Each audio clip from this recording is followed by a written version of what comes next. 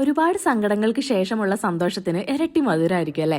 അങ്ങനെ ഒരു മധുരം ഞാൻ എൻ്റെ ലൈഫിൽ ആദ്യമായിട്ട് എക്സ്പീരിയൻസ് ചെയ്യുന്നത് ഒരു 6 വർഷങ്ങൾക്ക് മുമ്പാണ്.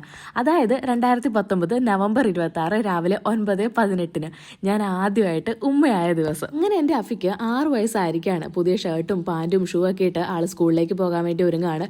രാവിലെ തന്നെ വീട്ടിലുള്ള എല്ലാവരും അവനെ വിഷസ് അറിയിച്ചു കേട്ടോ. എന്തായാലും ഭയങ്കര ഹാപ്പി ആയിട്ടുണ്ട്.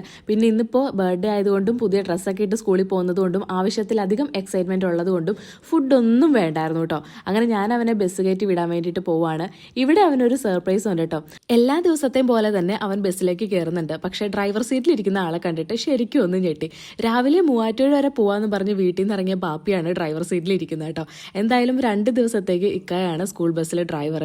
അത് കറക്റ്റ് അഫിയുടെ ബർത്ത്ഡേയുടെ അന്ന് കിട്ടിയതിൽ ഭയങ്കര സന്തോഷമുണ്ട് കേട്ടോ. കഴിഞ്ഞ 2 വർഷത്തെ പോലെ തന്നെ ഈ പ്രാവശ്യം നമ്മൾ കേക്കിന് വേണ്ടിയിട്ട് കോൺടാക്ട് ചെയ്തത് ബെസ്റ്റ് കേക്ക്സ് ബൈ ഷിറിനെയാണ്. അതായത് നമ്മുടെ ചിന്നുവിനെ. ഈ പ്രാവശ്യം ഫുട്ബോളിന്റെ തീം വരുന്ന മിൽക്കി നട്ട് ഫ്ലേവറിലുള്ള കേക്കാണ് കേട്ടോ അവൾ നമുക്ക് ചെയ്തു തന്നിട്ടുള്ളത്. കസ്റ്റമർ പറയുന്ന തീം ഏതായാലും ഫ്ലേവർ ഏതായാലും കസ്റ്റമൈസ്ഡ് ആയിട്ട് അടിപൊളിയായിട്ട് കേക്ക് ചെയ്ത് കൊടുക്കുന്നതായിരിക്കും. Wedding cake, baptism cake, holy communion cake, birthday cake, wedding anniversary cake തുടങ്ങി ഏത് തരത്തിലുള്ള ഫംഗ്ഷൻ ആണെങ്കിലും ശരി അതിനൊക്കെ പറ്റിയ രീതിയിൽ നമ്മൾ പറയുന്ന ഡിമാൻഡിനനുസരിച്ച് തന്നെ നമുക്ക് കേക്ക് സെറ്റ് ചെയ്ത് തരുന്നതായിരിക്കും. ഇത് കൂടാതെ തന്നെ ഗിഫ്റ്റ് ഹാമ്പേഴ്സും ഇവരുടെ അടുക്ക് അവൈലബിൾ ആണ് കേട്ടോ. സോ നിങ്ങൾക്ക് അടിപൊളിയായിട്ടുള്ള ഡെലീഷ്യസ് ആയിട്ടുള്ള കേക്ക് കഴിക്കണം എന്നുണ്ടെങ്കിൽ തീർച്ചയായിട്ടും ബെസ്റ്റ് കേക്ക്സ് ബൈ ഷിറിനെ കോൺടാക്ട് ചെയ്താൽ മതിയാകും. കുറേ ഏറെ കരഞ്ഞ് ഒരു ഏങ്ങലടി മാത്രം ബാക്കി നിൽക്കെ തളർന്നുറങ്ങിയ കുറേ ദിവസങ്ങൾ എൻ്റെ ലൈഫിൽ ഉണ്ടായിട്ടുണ്ട് കേട്ടോ.